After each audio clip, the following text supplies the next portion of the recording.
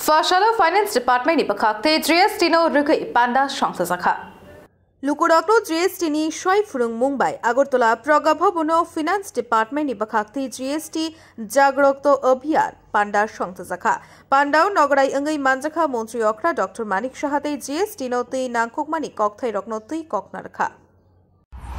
ECC বলা হয় এই ব্যবসার জন্য কর সংক্রান্ত প্রক্রিয়া আরো সহজ হবে চেকবুক যে শব্দটা এসেছে এখানে এরপরে যে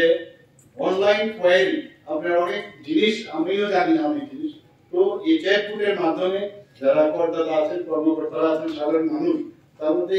এই অনেক কিছু জানতে পারবে এবং তাদের অ্যাওয়ারনেস সম্পর্কেও সে একটা সুযোগ এই প্ল্যাটফর্মের মধ্যে আমরা পাবো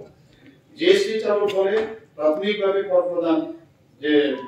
আমি যেটা বলছিলাম কোভিড এর সময় একটা সাংঘাতিক অসুবিধা হয় চালু হয়েছে পরবর্তী সময়ে কোভিডও এসছে কিন্তু এতে করে আমাদের নেগেটিভ যে একটা প্রভাব সেটা পড়েছে কিন্তু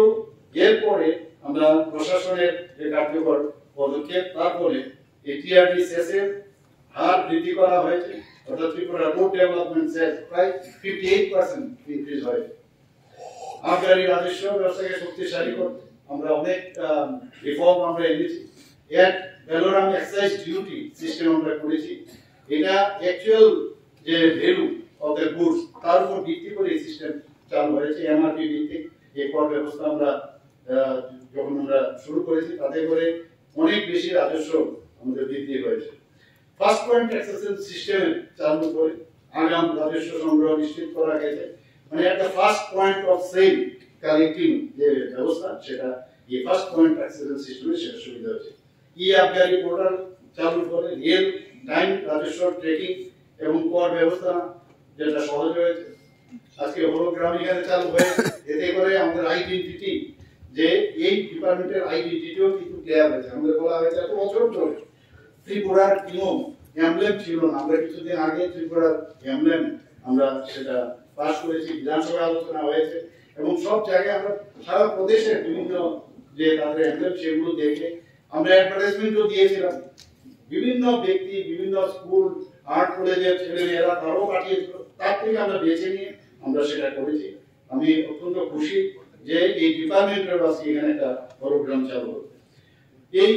এরপরে আমি যা এখানে আমার কাছে রিপোর্ট আছে যে প্রতি লেভেলে 16 পয়সা থেকে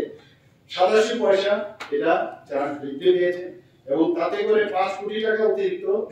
যে আয় রাজস্ব সংগ্রহ করা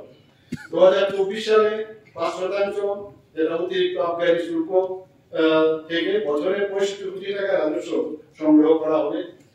বর্তমান সরকার এটি শক্তিশালী কার্যকর ব্যবস্থা করে পুরা প্রতিশ্রুতিবদ্ধ আমরা চাই যে খুব স্ট্রেংথেনিং হোক আমাদের এই কর ব্যবস্থা কিন্তু ইজ অফ ডুইং ইজি যেন কারোর উপর যেন চাপানো না কারণ অনেক সময় আমি জানি না বলে অনেক জিনিস আমার সেই নলেজে নেই বলে অনেক আমার মনে হয় খুব কষ্টকর কিন্তু সেটা জানানোর জন্য আজকে যে এখানে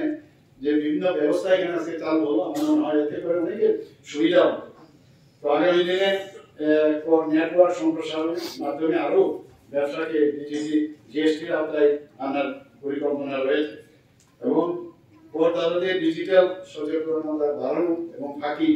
দেওয়ার যে রোধ ইন্টেলিজেন্স ইউনিটকে আরো শক্তিশালী করা হবে বলে আমি বিশ্বাস করি জিএসটি জ্ঞান কেন্দ্র এটা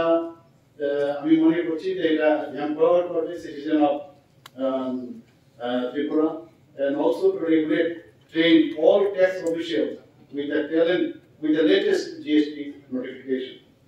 Mission Zero Fake Registration যেটা আজকে আমরা এখানে করলাম to avoid any fake registration. For example, a fake taxpayer passing to fake input tax credit তো এটাকে আমরা করতে পারবো এখানে পর মানে সাথী সেটাও বিভিন্ন যে আমাদের জানকারি আমাদের এই কর ব্যবস্থা এই কর সাথীর মাধ্যমে সেটা আমরা জানতে পারবো এখানে উপস্থিত আমার মঞ্চে এবং মঞ্চের নিচে যারা উপস্থিত আছেন সবাইকে আমি এখানে উপস্থিত থাকার জন্য এবং আজকে ট্যাক্স অর্গানাইজেশন এই ধরনের আয়োজন করার জন্য সবাইকে আমি হার্দিক অভিনন্দন ও শুভেচ্ছা জানিয়ে আমি আমার বক্তব্য শেষ করছি নমস্কার